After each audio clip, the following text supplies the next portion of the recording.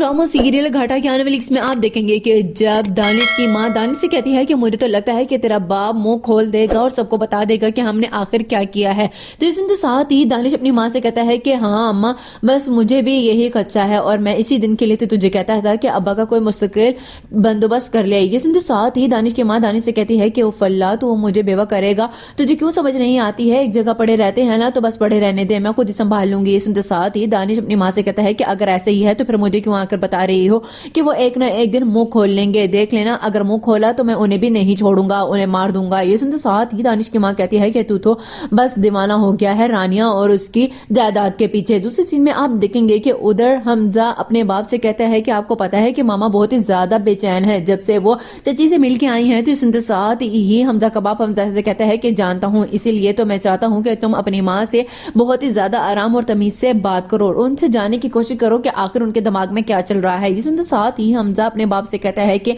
मैं जानता हूं कि वो मुझे कभी भी नहीं बताएंगी, उन्हें बस यही लगेगा कि मैं सिर्फ और सिर्फ रानिया के लिए ही सब कुछ पूछ रहा हूं, आप ये कोशिश क्यों नहीं कर लेते। तो इस साथ ही हमजा का बाप कहता है कि कोशिश कैसे करूं, वो कुछ भी नहीं बता रही है, ऐसे लगता है जैसे उसे पछतावा है किसी चीज का या फिर किसी कश्मकश में मुब्तला हो चुकी है। इस साथ ही हमजा अपने बाप से कहता है कि बस मेरी सना से शादी हो जाए फिर देखिएगा मैं क्या कुछ करता हूँ। लास्ट सीन में आप देखेंगे कि उधर